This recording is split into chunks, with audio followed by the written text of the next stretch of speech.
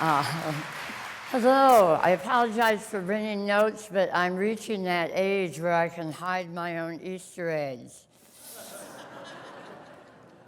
And I always get a little nervous before I perform, so I want to go after Jonathan every time. So now I know that you have to wake up a little bit. So has this been a day? Huh? How about it?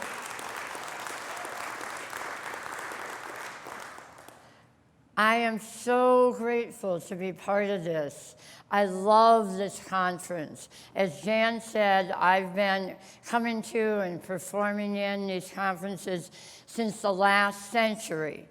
And it is my favorite conference of all time.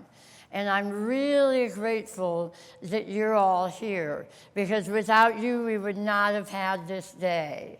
So acknowledgement to you. And as Jonathan said this morning, all we ask in return is that you take something with you. So think about what you're going to be taking away today. And I think with the talent that you've seen today, you're probably going to take more than one thing. So I just wanted to let you know that you can have more than one. All right? So it takes a lot of people to make this happen. And a lot of them have been acknowledged. The board and the volunteers and the Althea Center staff, all the great speakers. And so there's lots of behind-the-scenes activity. And I don't think that anybody will disagree with me if I say that Jan Adrian is the heart and the soul of this conference.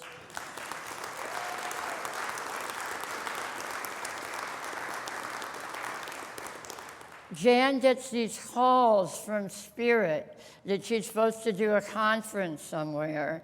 And it doesn't matter what's going on in her body or in her life, she answers those calls against all odds. And every one of them have been absolutely fabulous. Jan is a guardian angel in my life.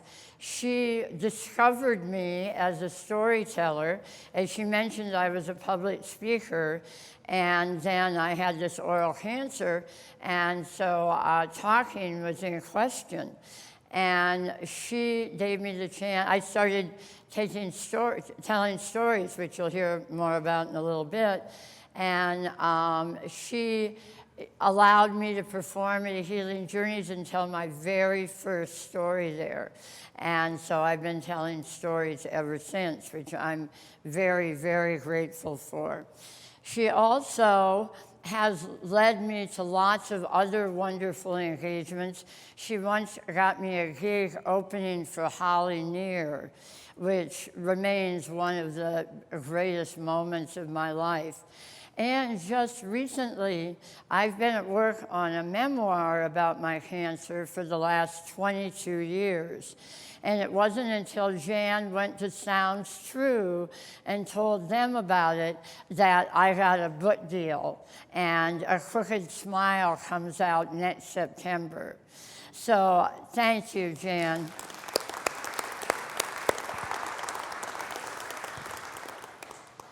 So we all agree that Jan is fabulous. But I had an experience recently when I had to question her judgment. She sent me an email and closed it with, "You lead a blessed life." Now, my first reaction was, "Oh, isn't that nice?" And it sort of buoyed me up a little bit.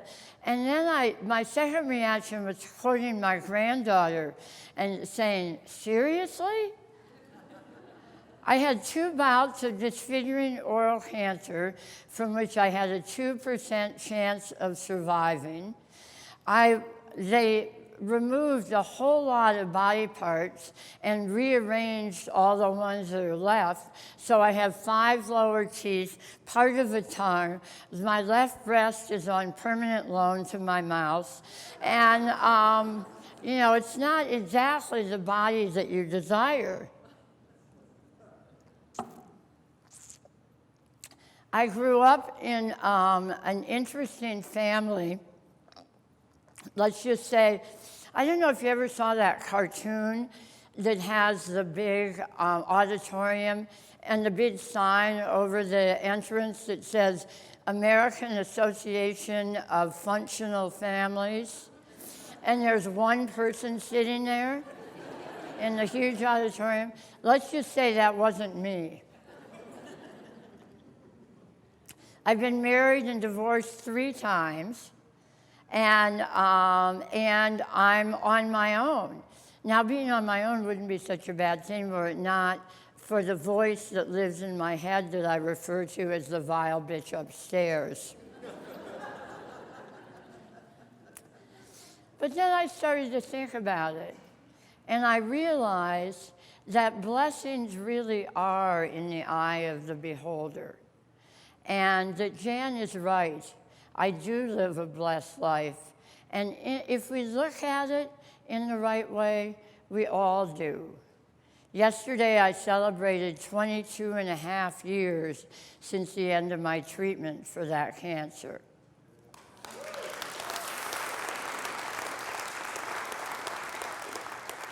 And what's left of this body isn't doing so badly for almost being 70. I have 2 fabulous sons, a wonderful granddaughter, and did I mention I have a book deal? Yeah. Oh, okay, all right, okay.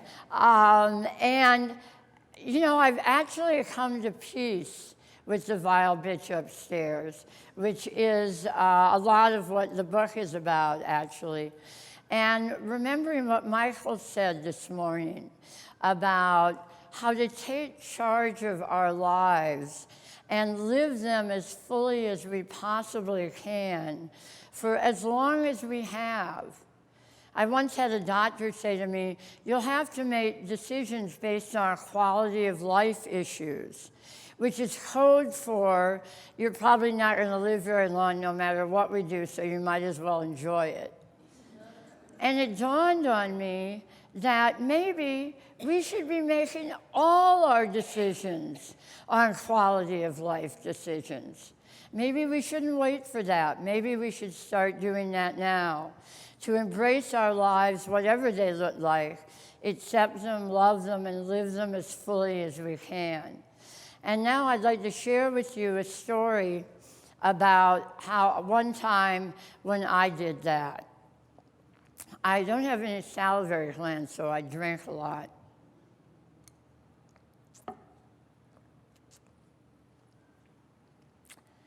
Contestants must be actual women, over 40, have a great sense of humor, and love sequins, feather boas, and Sausalito.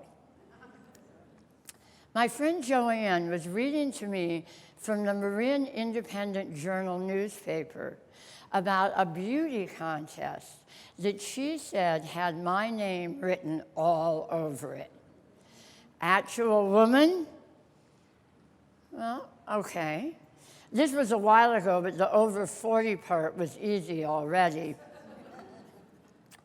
I've been told I have a decent sense of humor, and one peek in my closet will satisfy the sequin and boa criteria.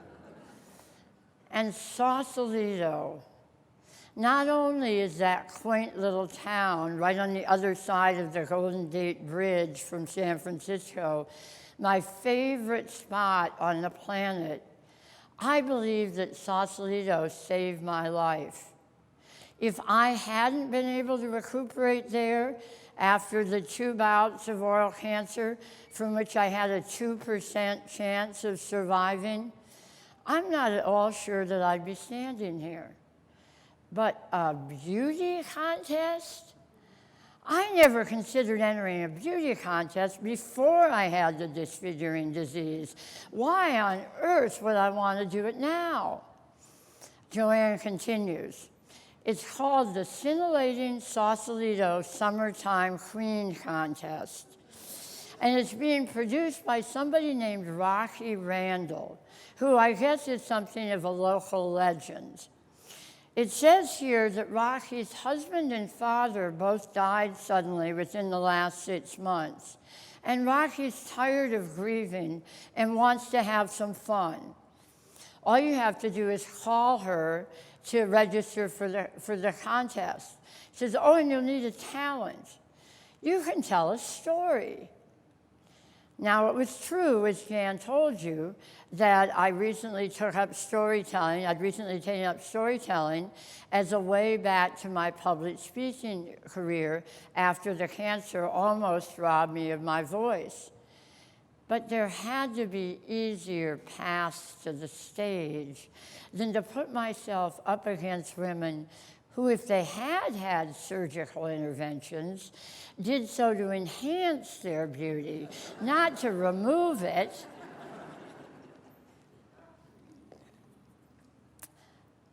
But I couldn't get that contest out of my mind. Joanne was right. It really was me. And I felt like I owed it to Sausalito. So I called Rocky to register. She seemed happy to hear from me. Apparently registrations weren't booming. But she was never really on board with the storytelling as talent concept. In each of our subsequent conversations, and there would be many, she said, now, what's your talent again? And I'd say, oh, I'm going to tell a story. Oh, that's right, your little story. As if I was planning to get up at the pageant and read Green Eggs and Ham. Once I was committed, I got busy shopping for the perfect dress. I settled on a black, clingy little angular number festooned with feathers, inviting my friends, and writing, editing, and rehearsing my little story. I needed to stay busy to keep my mind off the fact that I was about to parade my remodeled body and face in front of a room full of people, most of them strangers. But no, I wouldn't think about that now. I told everybody that I invited that it was all just a big joke, that I was doing it for the boldness of it. I couldn't care less about winning. It would be fun, and besides, it would make a great story someday.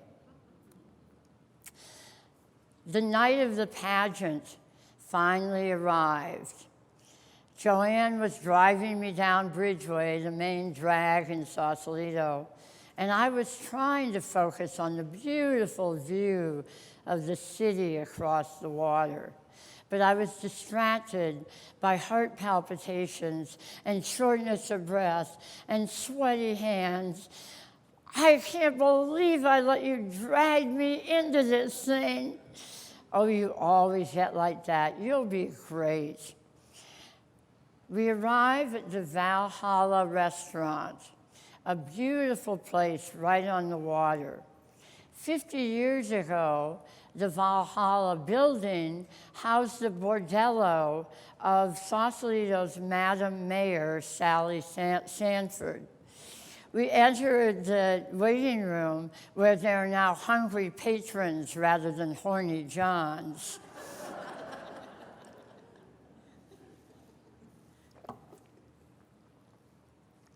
Joanne leads the way. She opens the door of the glass-enclosed private room where the contest is to be held. She waits for me to go in. I freeze.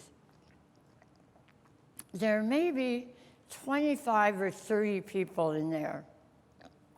Late middle-aged women in long gowns, some of them bearing banners touting previous conquests. Mrs. California, Miss Guerneville, the Garlic Queen of Gilroy.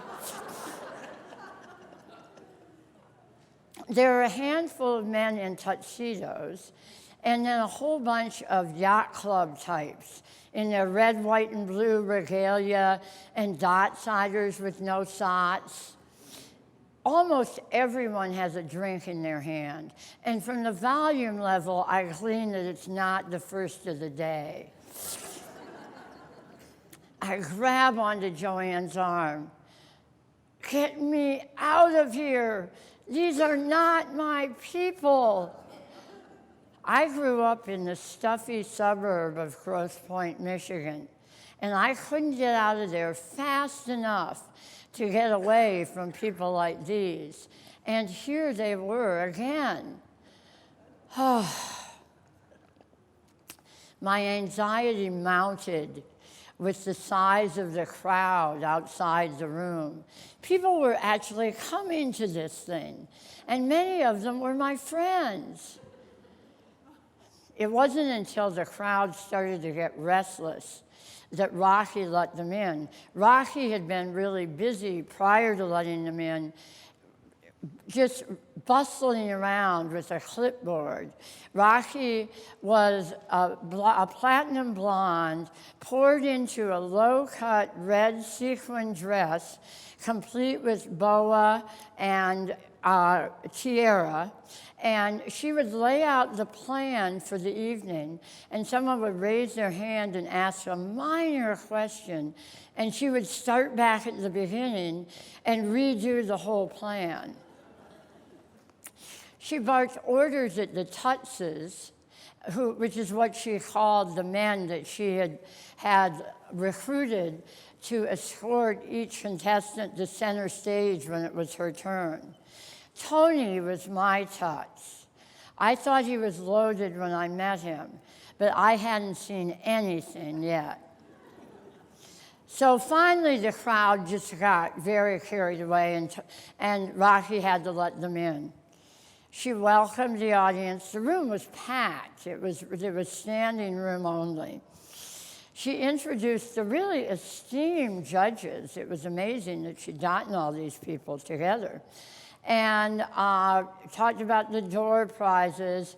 And then she belted out a lusty version of Whatever Lola Wants. I snuck out while she was introducing the first contestant, who was going to be lip-syncing to Eartha Kitt. And I paced around the restaurant, trying to ease my nerves and trying to avoid exposure to the superior talent of my competition. Every once in a while, old Tony would slither up to me and say, "Is it our turn yet, baby?" I'd be like, "No, Tony."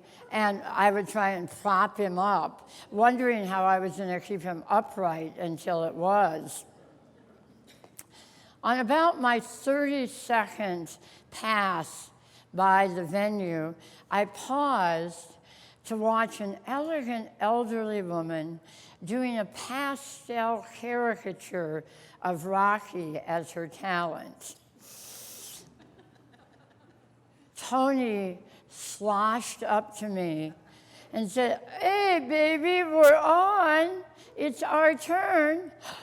Oh, my God. Okay, all right, Tony, hold on a minute. Just a minute, I'll be right with you. No, stand up, Tony, really. It's okay. It's all right, Tony. I'll be right there. How do I look, Tony? Oh, you can't tell. Okay, all right.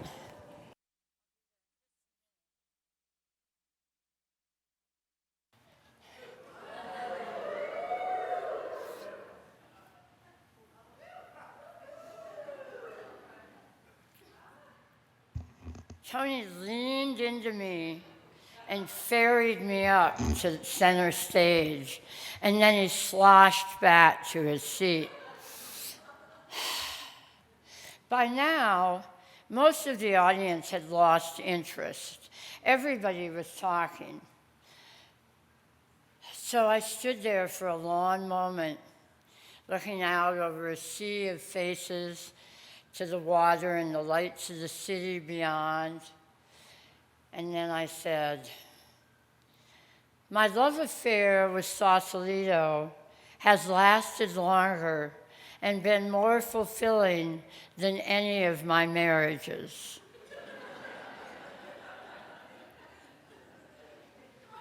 Some people laughed. Others stopped talking. Somebody whispered, "What did she say?" I had them. I first came to Sausalito on my first honeymoon. I can still see us on the ferry back to the city. My tall, handsome, khaki-clad husband with his arm around me in my white, fitted wool coat with the leopard collar, my hair sprayed into a poofy page boy that no amount of wind was going to disturb. As I gazed back at my favorite town, a little voice in my head said, "You'll live there one day." But I knew I could never afford to live in Sausalito, so I put it out of my mind. My second trip to Sausalito came at the end of my marriage to husband number one. I didn't go into a lot of detail about that because my second son was in the second row, and I thought it was better if I just sort of brushed over that one. I came to Sausalito for the third time with my third husband after my treatment for cancer. The doctors had said that I would probably die soon, so I came to discuss my death with my almost adult children.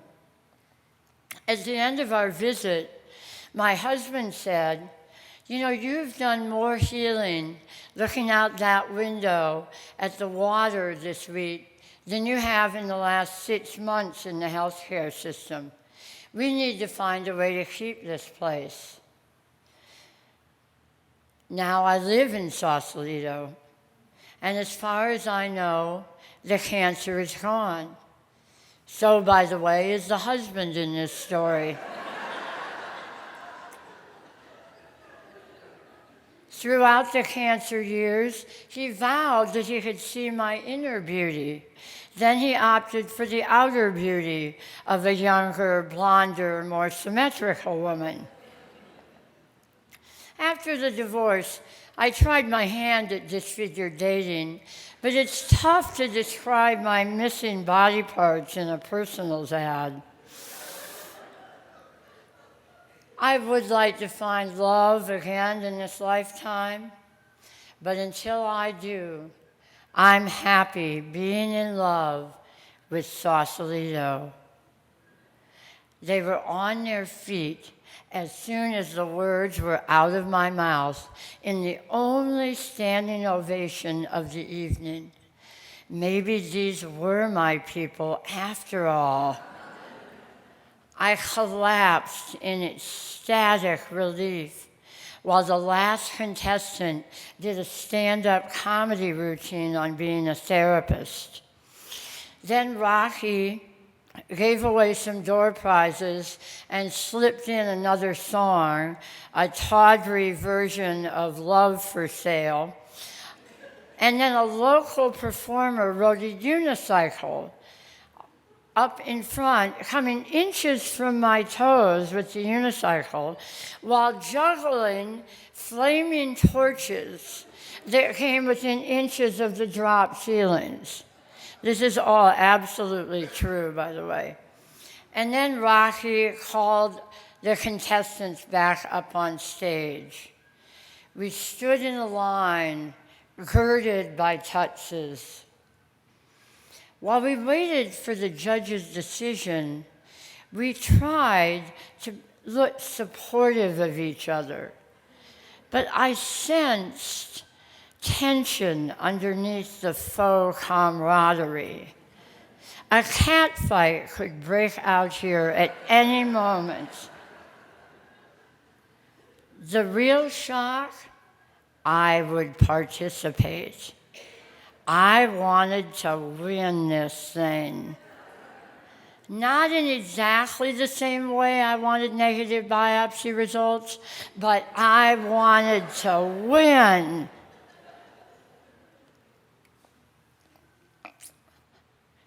With a fanfare just shy of papal smoke,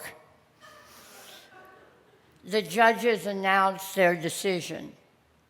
Rocky sashayed over for the envelope and then fiddled with it for what seemed like days.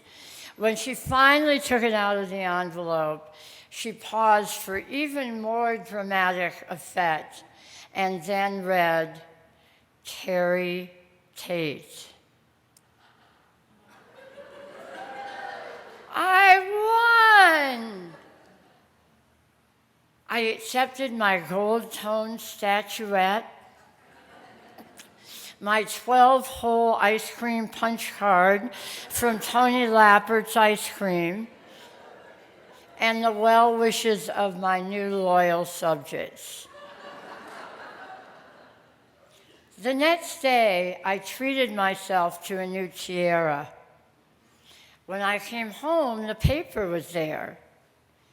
In the middle was a fold-out, big coverage of the contest with a picture of all the contestants, the tutses, and of course, right in the middle, Rocky.